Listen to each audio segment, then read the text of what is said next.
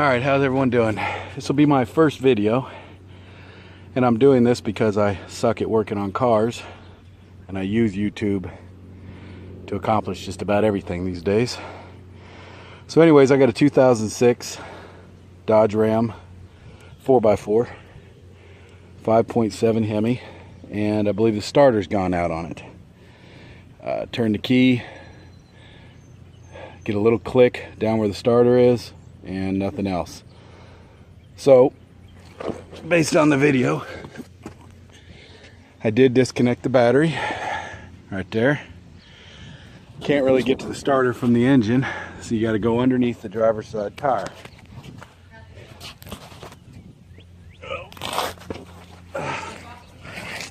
Yeah. So starter is right there. Driver's side tire, starter. That's the four-wheel drive. There's two bolts. One's in here, front of the vehicle. The other one is right here. They're 15 millimeter. That's something he didn't tell me. I tried doing half this with 5/8. But when this is up, you have absolutely no way of breaking it free without extensions and whatever god-awful stuff mechanics do.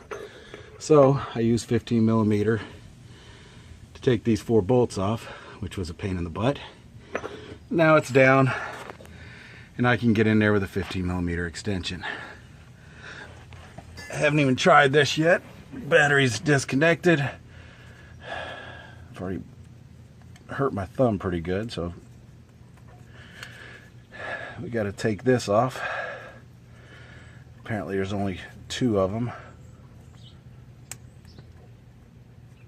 They always say how easy it is to do it. Start off with. Well, anyways, I'll try and get this off. But it should just be these two wires. These two bolts, I've already broke them. Battery's disconnected, so I can take it off, and then it should just be get a new one, put it in there, two wires, two bolts on. I'll get back to this a little bit later. Oh yeah, it's really easy, they said. Just push a button, they said. Well, the starter's off. Now I have to worry about the wires. And what they didn't tell me is that this is put on with a bolt. Looks like it's a 13 millimeter. And of course, if you put the socket over top of it, you can't get the wrench on top of it. So I'm gonna have to get a 13 millimeter wrench. Oh yeah, note to self, try to avoid doing this on any kind of incline so that your bolts or sockets don't roll down the driveway. Just a little food for thought there. So I'm going to keep trying to get this wire off, and then I'll go get the new starter. Pray to God they actually have one. Ta-da! Alright. So, 13 millimeter open close sock wrench. We'll get that off. This right here does indeed have a button that was blocked by this. So, once this was off, this came off fairly simple.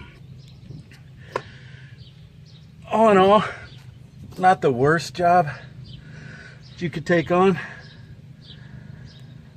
But me personally, I want to grab every engineer who ever put together a car and punch him in the face.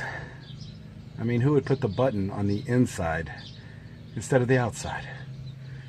Unless the only goal here is to make it to where all you want to do is pay someone else to do it. So that's about it. I'm not going to go any further here. New starter, put it in there, plug it in, two bolts in the same place. You may always want to do this one first when you're putting it back in, and that one second, and the other way around.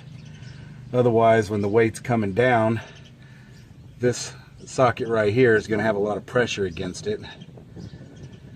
Whereas if you get that one out first, then you have more control over the one that's sitting out here, and you can just lower it down.